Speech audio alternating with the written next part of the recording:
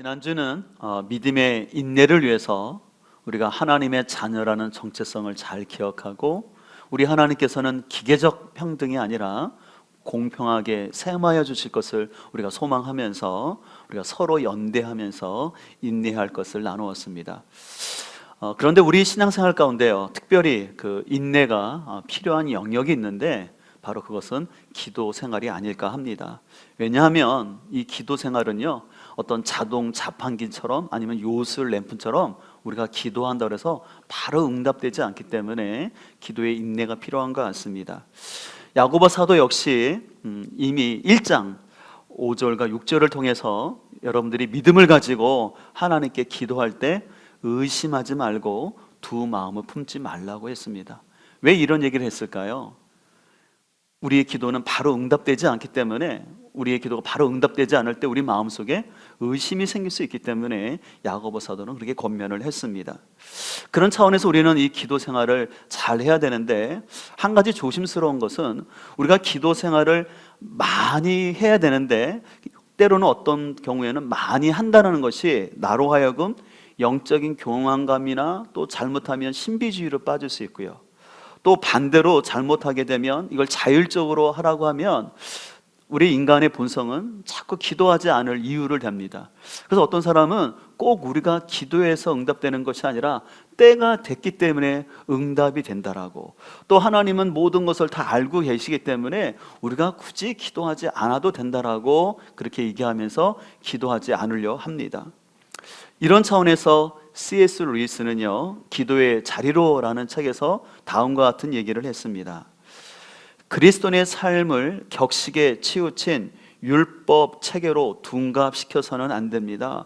그 이유는 두 가지인데, 규율을 지키지 못하면 죄책감이 들고 잘 지키면 교만해지기 때문입니다. 저는 좀 많은 공감이 가는 표현이라고 생각합니다. 우리가 기도 생활을 참 잘해야 되는데 때때로는 교회에서 또 이렇게 설교를 통해서 기도해야 된다는 말을 계속 듣게 되면은 기도하지 못할 때 죄책감이 들기도 하고, 또 반대로 아까 말한 것처럼 또 내가 기도를 많이 한다라는 것, 내가 깊이 한다라는 것이 교만함으로 나타날 수가 있기 때문에 우리는 성숙한 기도를 해야 합니다. 그런 차원에서 오늘 본문을 중심으로 해서 우리가 어떻게 하면 성숙한 기도를 할 수 있을지 하나님께 주시는 교훈을 함께 살펴보고자 합니다. 우리는 먼저 자기 생각이 아닌 말씀에 근거한 기도의 자리로 나가야 합니다.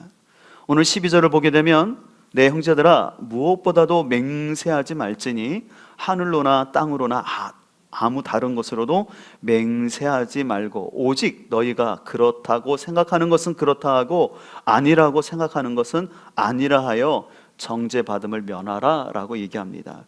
오늘 12절에 나오는 맹세는요, 어떤 생사가 달린 법정에서의 맹세가 아니라 자신의 주장을 정당화하기 위해서 하나님의 이름을 남발하는 것입니다. 다시 말해서 자기 주장이 옳다라는 것을 드러내기 위해서 하나님의 이름을 가지고 맹세를 하는 건데, 이것은 어떻게 보면 자기 의의가 가득 찬 모습이라고 할 수 있습니다. 실제로 교회 역사를 보게 되면요, 자신의 생각을 마치 하나님의 기도의 응답으로서 하나님의 이름을 오용하는 사례들이 많이 있었습니다.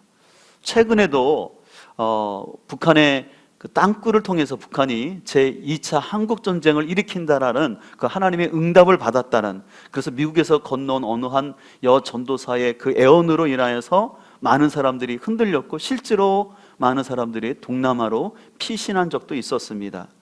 또 2010년에는요 데이빗 오어라는 케냐 출신의 아주 기도를 많이 하시는 목사님이 오셔서 뭐라고 얘기를 하냐면, 한국교회가 너무 죄를 범하고 있기 때문에 하나님께서 전쟁을 통해서 심판하실 것이라는 그 말을 함으로 인해서 또 많은 무리를 일으켰습니다.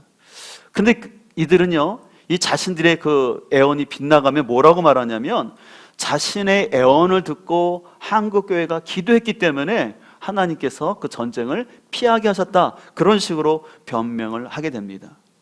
근데 저는 이것을 보면서 더 안타까운 것은 뭐냐면, 이런 잘못된 애언적인 그런 기도에 많은 사람들이 흔들리는데, 특별히 기도를 많이 한다라는 사람들이 쉽게 이런 말에 동조하고 흔들리는 것을 보게 됩니다.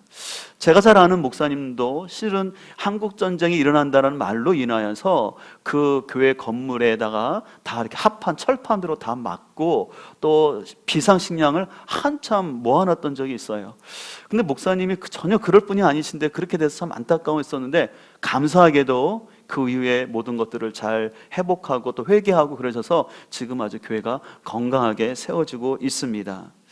근데 이뿐만 아니라 요즘 유튜브에도 보면요, 뭐 세계 단일 정부론이나 또 아니면 요번에 나오는 백신들을 맞으면 그들의 노예가 된다라고 하는 이 음모론이 가득 퍼지고 있는 것을 볼 수가 있어요.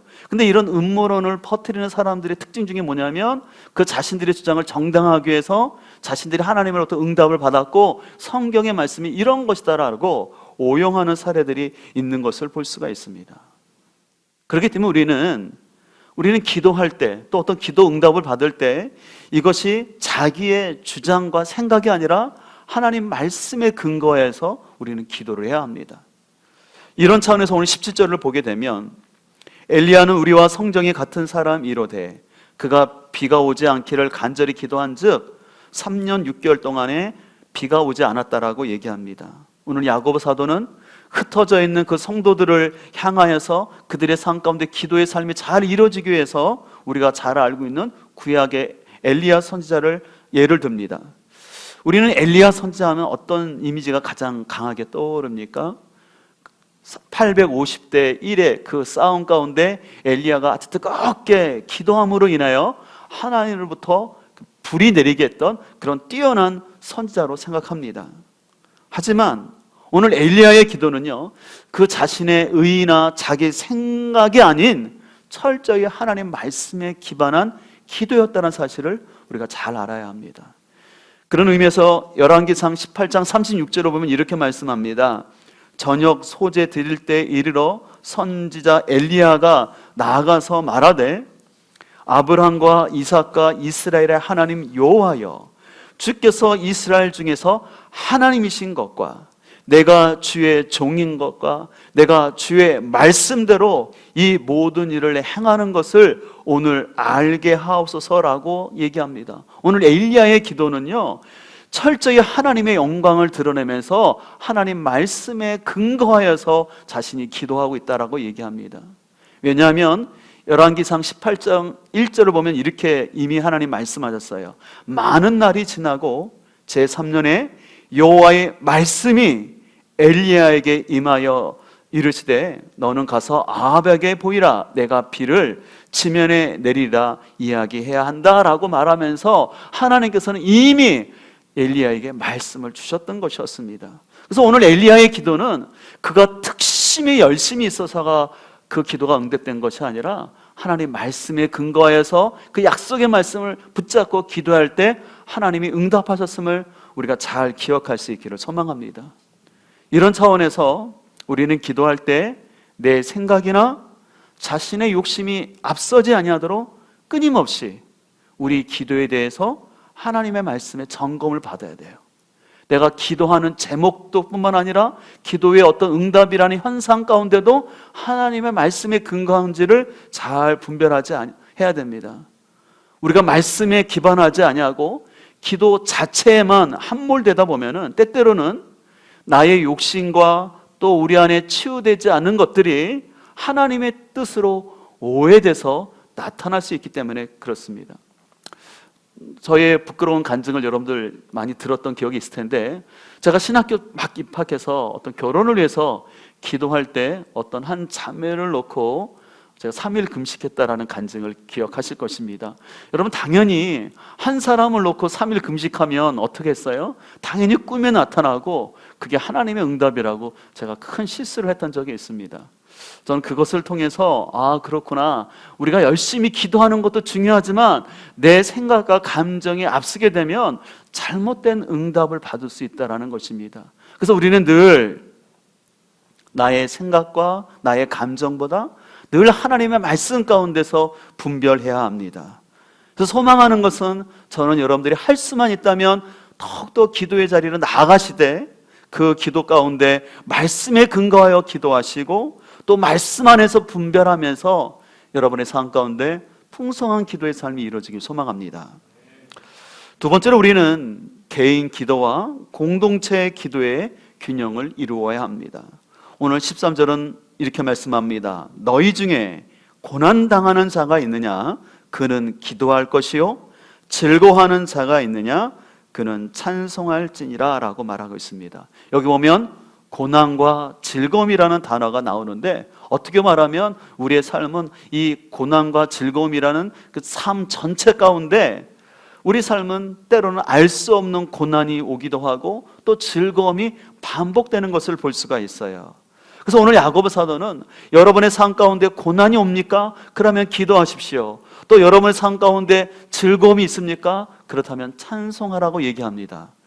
근데 여러분, 여기서 찬송이라는 단어는요, 하프나 악기 연주한다는 뜻이에요. 그래서 단순히 우리가 말하는 목소리로 찬양한다는 의미가 아니라 악기 연주에 찬양한다라는 것이에요. 그런 의미에서 이 찬양은 기도할 때 같이 드려졌던 것을 알 수가 있어요. 그래서 오늘 본문에서 말하는 고난 중에 기도하고 즐거울 때 찬송하라는 것은 어떠한 상황 속에서도 기도의 삶을 멈추지 말라라는 의미입니다. 다시 13절을 보실까요? 너희 중에 고난 당한 자가 있느냐? 그는 기도할 것이요 즐거워하는 자가 있느냐? 그는 찬송할지니라. 제가 그라는 단어를 강조해서 읽었는데요, 그는 바로 우리 각 개인을 말하는 것입니다. 우리는요, 우리 삶의 고난과 즐거움이라는 삶의 전 영역에서 우리 각자 스스로가 하나님 앞에 기도하는 삶을 살아야 합니다. 근데 이어서 14절은 다음과 같이 말씀합니다. 너희 중에 병든 자가 있느냐? 그는 교회의 장로들을 청할 것이요 그들은 주의 이름으로 기름을 바르며 그를 위하여 기도할지니라 라고 말합니다. 여기 나오는 교회 장로들이라는 것은 오늘날 목회자와 같은 교회 지도자들을 말합니다. 그래서 오늘 지도자들은 그들을 위해서 기도하는데, 그를 위해서 기도하는데, 여기서 기름을 바른다라는 것은 당시 문화 가운데서는 어떤 실제적인 기름을 바름으로 치유의 효과가 있기 때문에 이 기름을 바르는 행위도 있었지만, 어떤 성령님의 역사를 더 기대하면서 기도한다는 의미가 담겨져 있습니다. 자, 그래서 오늘 왜 야고보 사도는 왜 교회 지도자들이 환우들을 위해서 기도하라고 얘기합니까? 그것은 목회자가 어떤 특별한 신유의 은사가 있어서가 아니라 교회 리더로서 영적인 분별력을 가지고 그 고난 가운데, 육체의 질병 가운데 있는 성도들을 돌아보면서 교회 공동체가 함께 기도하기 위해서 지도자가 앞서서 기도하라고 얘기하는 것입니다. 여러분, 이런 차원에서 우리가 한 가지 생각할 것은, 우리는 목사님이 기도해 주셔서, 아니면 어느 권사님이 기도해 주셔서 나았다라는 어떤 특성인을 부각시키려는 표현보다는 교회가 기도해 주셔서, 우리 목장에서 함께 기도해 주셔서 하나님이, 주님이 치료해 주셨습니다, 제 기도에 응답해 주셨습니다, 이런 표현이 더 좋다라는 것을 여러분들이 잘 기억했으면 좋겠습니다. 제가 왜 이 말씀을 드리냐면, 우리 한국교회가 극복해야 될 것 중에 하나는 뭐냐면, 한국의 문화는 샤머니즘 문화예요. 이 샤먼이라는 것은 중개자 아닙니까? 옛날부터 우리나라는 뭔가 무당과 같이 영적으로 효험한 사람이 나를 위해서 대신 기도해 줘야지만 내 문제가 해결되고 내 삶의 고난이 없어지는 것 같은 그 문화가 우리 안에 잠재되어 있어요. 그러다 보니까 때로는 목회자를 그렇게 생각하는 거예요. 그래서 담임 목사님이 와서 기도해 줘야지만 내 병이 나을 것 같고 내 기도가 응답받을 것 같고, 반대로 어떤 부목사님이나 전도사님이나 목자가 기도해 주면 그 기도가 응답이 안 되는 것처럼 생각하는 것이 우리 안에 있을 수 있기 때문에 그렇습니다. 그런 차원에서 특별히 또 우리는 어떤 특정한 단체나 아니면 어떤 사람에게 기도를 받아야지만 내가 기도가 응답됐거나 내 질병이 낫는다라는 것도 저는 조심해야 된다고 생각합니다. 왜냐하면 하나님께서는 우리 공동체 안에 어떤 문제와 질병 가운데 있는 성도들이 있다면 그 공동체의 기도를 통해서 하나님이 치유하시지, 그 공동체 밖에서 어떤 다른 사람의 손을 의지한다면 그 공동체로서의 그 가치가 약화되지 않겠습니까? 오늘 15절은 이렇게 계속해서 말합니다. 믿음의 기도는 병든 자를 구원하리니 주께서 그를 일으키시라. 혹시 죄를 범하였을지라도 사하심을 받으리라고 말하고 있습니다.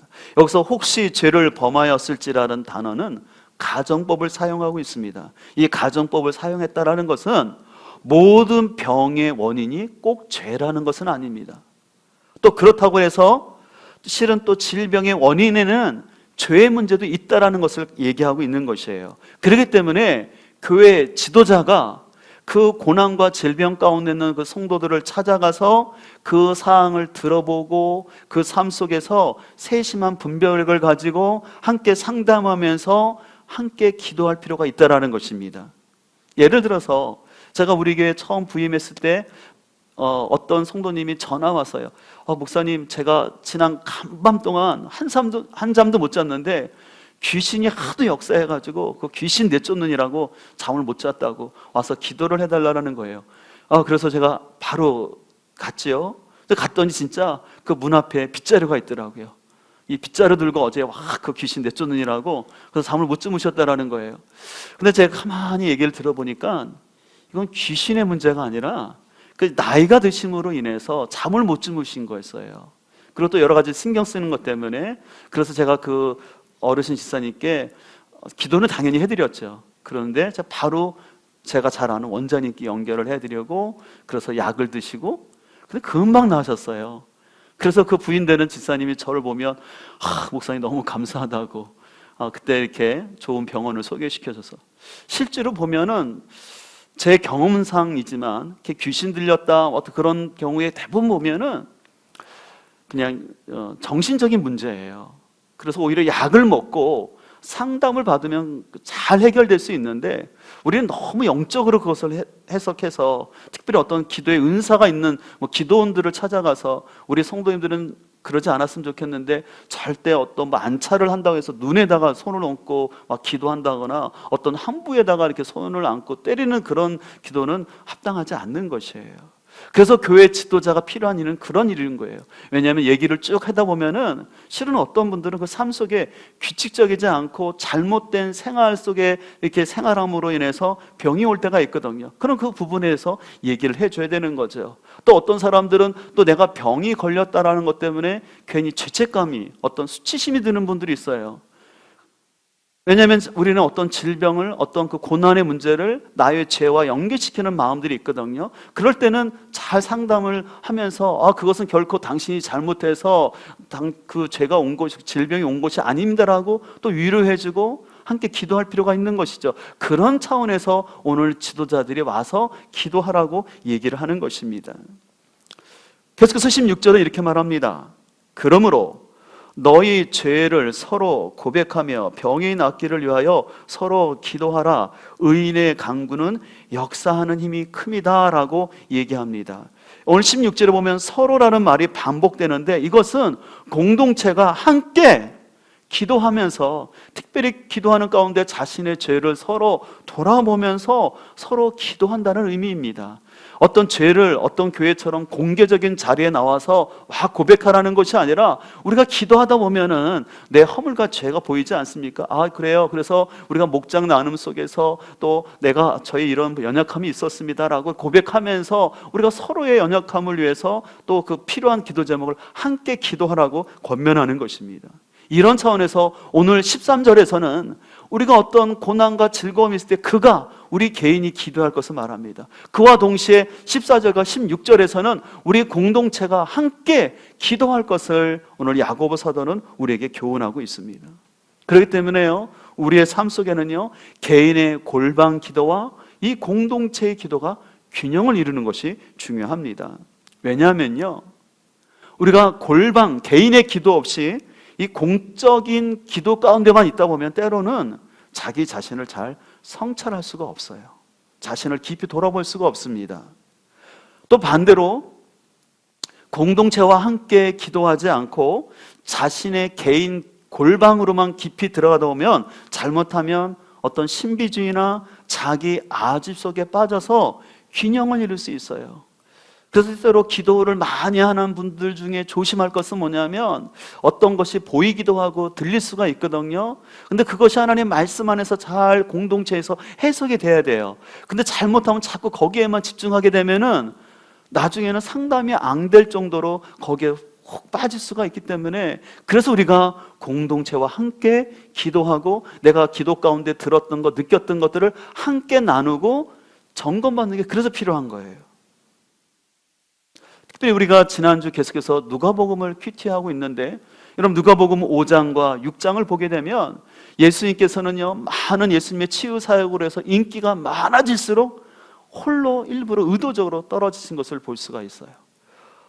또 제자들을 선택하는 중요한 일을 앞두고 홀로 또 하나님 앞에 가서 기도하면서 제자들을 선택하셨던 그 주님의 모습을 볼 수가 있습니다.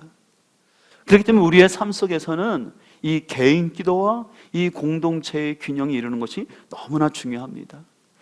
그렇기 때문에 저 개인적으로도 1년에 의도적으로 몇 번씩 따로 기도원에 가서 좀 있으려고 합니다. 그때는 제가 부르짖는 기도보다는, 그때는 부르짖는 기도도 하지만 조용히 침묵 기도를 하면서 또 산책을 하면서 하나님의 개인적으로 좀 교제하는 시간을 가져요. 그렇다고 해서 제가 계속 기도원에만 있으면 안 되지 않겠습니까?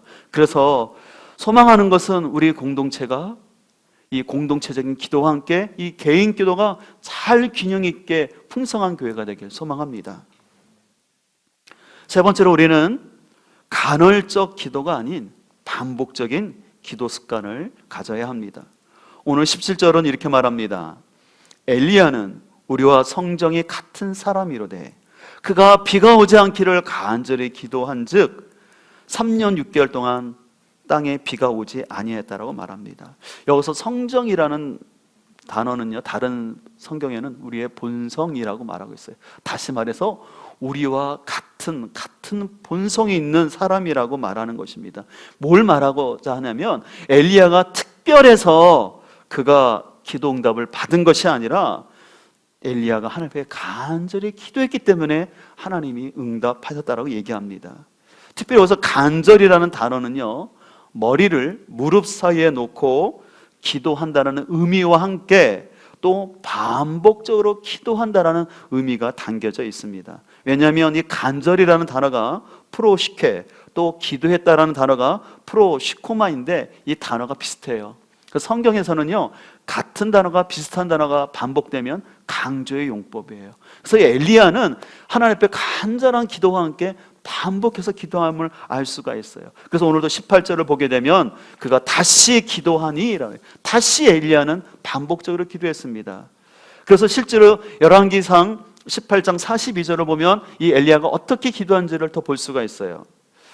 엘리야가 갈멜산 꼭대기로 올라가서 땅에 꿇어 엎드려 그의 얼굴을 무릎 사이에 넣습니다. 그의 사환에게 이르되 올라가 바다 쪽을 바라보라. 그가 올라가 바라보고 말하되 아무것도 없나이다. 이르되 7번까지 다시 가라. 7번째 이르러서는 그가 말하되 바다에서 사람의 손만한 작은 구름이 일어난다라고 고백을 하는 거예요. 여러분, 이 상황 속에서 오늘 엘리야가 자신의 사안을 7번씩이나 보냈을 거예요. 보냈지 않습니까? 근데 그때 뭐 했을까요? 엘리야는 아마 좀 본문에 나온 것처럼 무릎 사이에 그 자신의 머리를 꿇고 간절히 기도했을 것입니다. 그 다음에 사안에게 갔다 해봐라. 아무것도 없습니다. 그러면 엘리야는 또 다시 무릎 사이에 놓고 기도를 했을 것입니다. 또 한번 갔다 와봐라. 아무것도 없습니다. 그러면 엘리야는 또 무릎을 꿇고 기도하고 이것이 반복됐다라는 것이죠. 그 몇 번이요? 7번 반복된다라는 것이에요. 근데 이 성경에서 7이라는 것은 완전수를 의미하는 것이죠. 이것은 뭐냐면 하나님의 뜻이 이루어질 때까지 그가 기도했다라는 것을 얘기합니다. 그래서 오늘 엘리야는 간헐적으로 한 번 뜨겁게 기도해서 하나님의 역사를 이룬 사람이 아니라 그런 간절한 기도와 반복적인 기도를 통해서 하나님의 뜻을 이룬 사람입니다. 그렇기 때문에 이 기도 생활의 핵심은요, 반복을 통한 습관입니다. 그래서 저는 중요할수록 반복해야 된다고 생각합니다. 그래서 우리 교회에서도 반복하는 게 있죠. 복음학교를 매년마다 반복합니다. 왜요? 중요하기 때문에. 그러나 이와 동시에 제가 복음학교를 반복할 뿐만 아니라 또 반복하고 싶은 것은 기도 생활입니다. 그래서 우리는 기도가 내가 특별할 때만 간헐적으로 기도하는 것이 아닙니다. 우리는 때때로 내 삶에 어떤 문제만 있을 때만 간헐적으로 기도하고 그 기도가 응답되어지면 또 기도가 시들해지는 것을 볼 수가 있습니다. 또 아니면 특세라는 이름으로 1년에 한두 번 새벽 기도한 것으로 나의 새벽 기도는 다 된 것처럼 생각하는 건 역시도 성숙한 모습은 아닙니다. 간혹 어떤 사람들은요, 하나님은 전지전능하시고 모든 것을 다 아시기 때문에 우리가 반복해서 기도할 필요가 없다. 오히려 우리가 반복해서 기도하는 것은 하나님을 신뢰하지 못하는 태도라고 말하는 사람이 있는데 그것은 올바른 것이 아닙니다. 왜냐하면 하나님은 모든 것을 알고 계시지만 우리는 하나님 뜻이 모르기 때문에 기도해야 되는 거예요. 그래서 기도하면서 하나님 뜻이 뭔지 찾는 것이죠.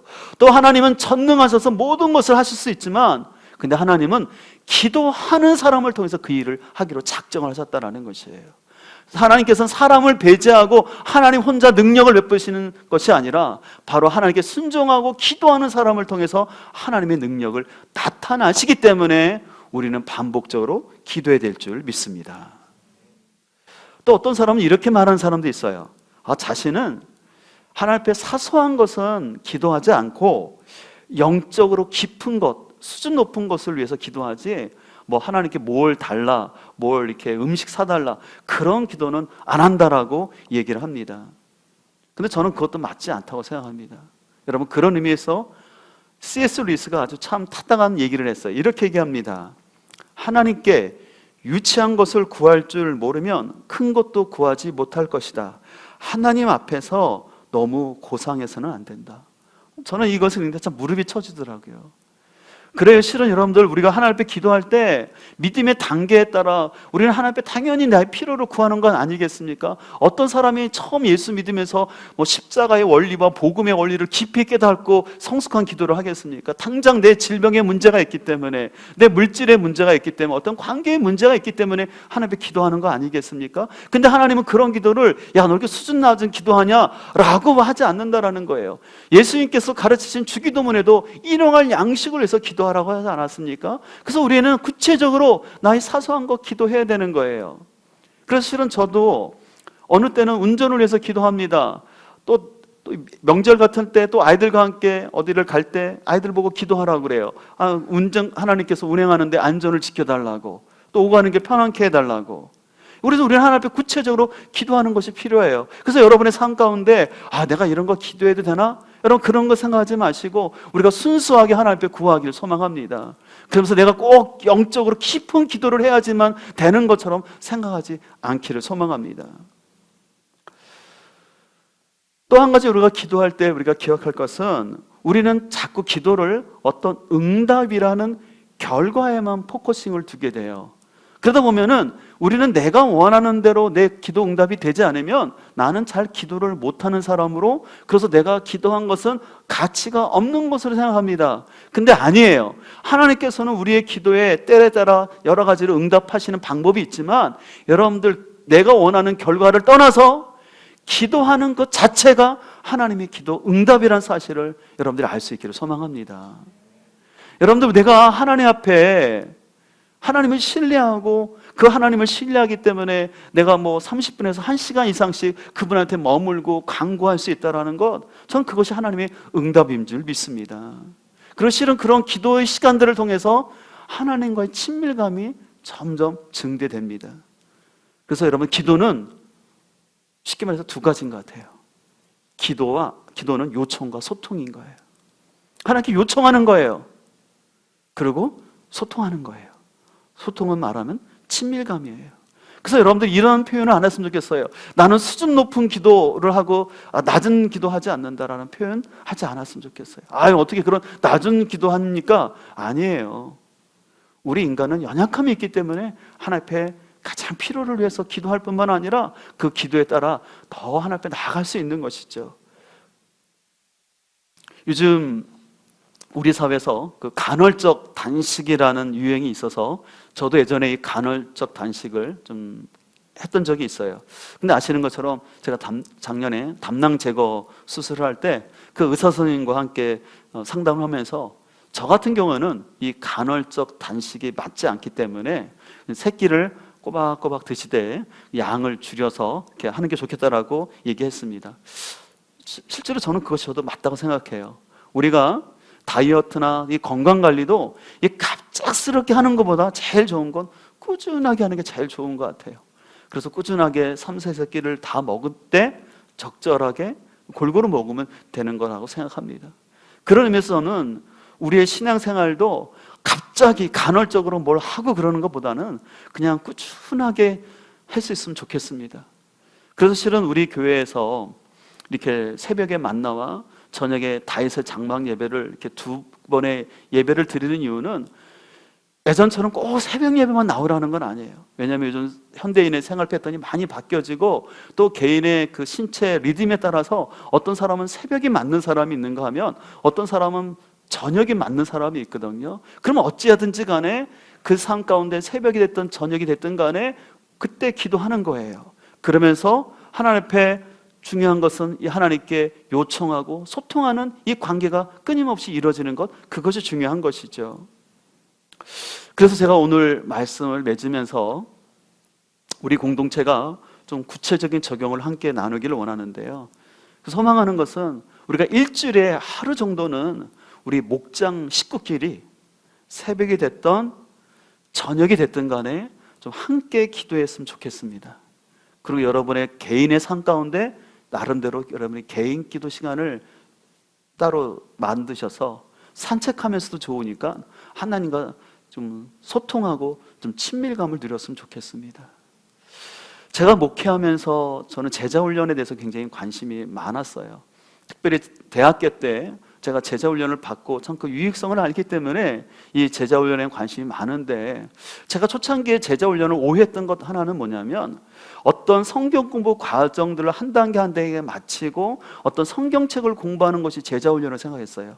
근데 제가 지금 보니까 예수님의 제자훈련은 어떤 이론이나 성경을 막 가르치는 것이 아니라 예수님의 삶을 통해서 보여주시는데, 예수님이 제자들에게 가르치고자 했다는 것은 기도였다라는 것이 보여지더라고요. 특별히 여러분들, 우리가 지금 누가복음을 큐티하고 있는데 누가는요 다른 사복음서보다도 무엇보다 기도에 포커싱을 두고 있어요. 특별히 누가복음은 이방인을 위한 복음서로서 이 누가는 예수님의 사역의 기도 가운데, 그래서 참된 제자는 기도하는 제자라고. 그래서 사도행전에 넘어가서도 그 기도를 통해서 어떻게 초대교회가 이루어진 것을 말씀하는 것을 볼 수가 있습니다. 그래서 저는 우리 교회가 하나님의 말씀은 당연히 기본이지만 이 기도가 더욱더 건강하게 풍성하게 세워지길 소망합니다. 그래서 제가 목회자로서 우리 교인들과 교회 재직들을 세울 때 늘 기도하고 생각하는 것은 여러분의 삶 가운데 이 기도의 삶이 꼭 이루어지길 소망합니다. 왜냐하면 기도 없이 여러분이 자꾸 종교적인 습관으로만 되면 그 믿음의 능력이 없어요. 우리가 성경을 배우고 훈련받는 거 참 좋지만 기도 없이 자꾸 배우기만 하면 나도 모르게 교만해지고, 그래서 영적 바리새인이 되어서 오히려 예수님께 책망받을 수 있다는 것을 우리가 잘 분별할 수 있기를 소망합니다. 그래서 여러분, 실제로 여러분 삶 가운데 진정한 제자의 삶이 되기 위해서 이 말씀과 기도 가운데 여러분의 균형이 이루어지길 소망합니다. 여러분들이 한번 가만히 보세요. 지금 나의 영적인 상태를 봤을 때 내가 너무 기도는 없이 자꾸 지식적으로만 나가려고 하는지는 아는지. 얼마 전에 교수님을 만났는데 어떤 교수님이 그 얘기 하더라고요. 목사님, 요즘은요 목사님들이 누구랑 경쟁해야 되는지 아세요? 뭐 다른 교회 목사님이 아니라 넷플릭스랑 전쟁을 해야 됩니다 합니다. 저는 무슨 말이 뭔지 잘 몰랐어요. 나중에 하니까 넷플릭스라고 이제 이렇게 뭐 잘 보는 게 있다면서요. 뭐 영화 같은 게. 그래서 성도들이 다 집에 가면, 그러니까 성도들이 아니라 사람들이 다 집에만 가면 집콕하면서 뭐 하는 거예요? 계속 그것만 보는 시대가 된 거예요. 유튜브만 보면 너무 재밌는 게 많아진 거예요. 그러니까 하나님 앞에 기도하는 것에서는 관심이 없는 거예요. 또 유튜브를 통해서 여러 좋은 목사님들의 설교도 많고 세미나도 많아요. 근데 많이는 들어요. 근데 실제로 기도하는 사람은 너무 부족한 거예요. 소망하는 것은 우리가 그 가운데 균형이 있어지기를 간절히 소망합니다. 그래서 저는 이렇게 생각합니다. 기도의 습관이 능력입니다. 기도의 습관이 영성입니다. 그리고 기도를 통해서 여러분들이 하나님과 교제함이 가장 큰 응답임을 우리가 기억하길 소망합니다.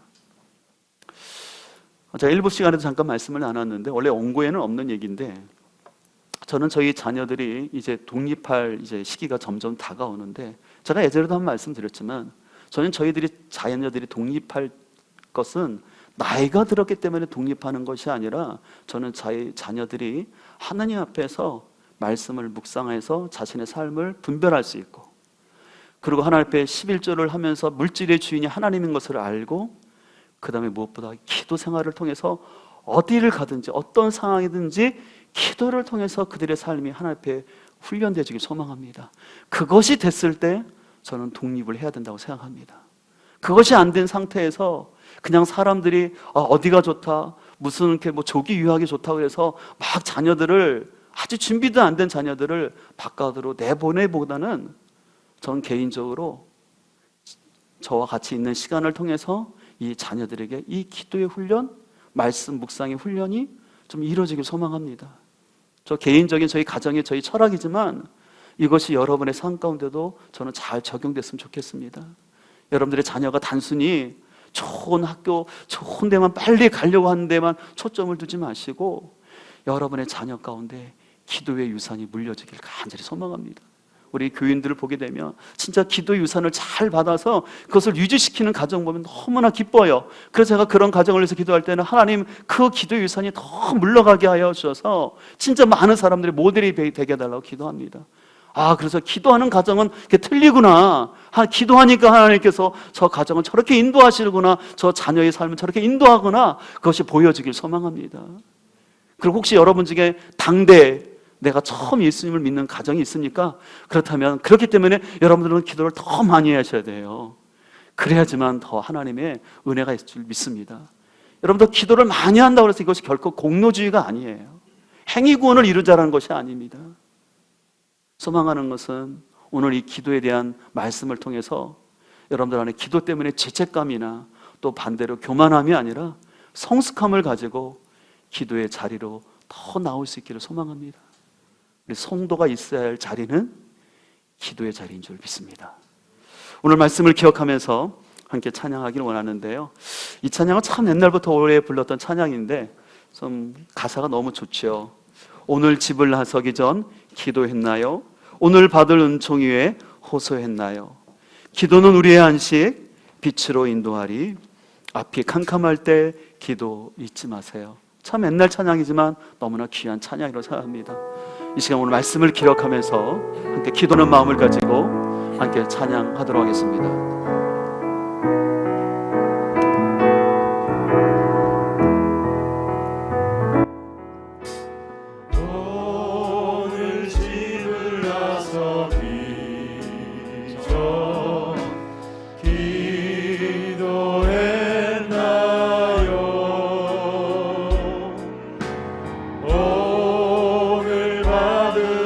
저 위에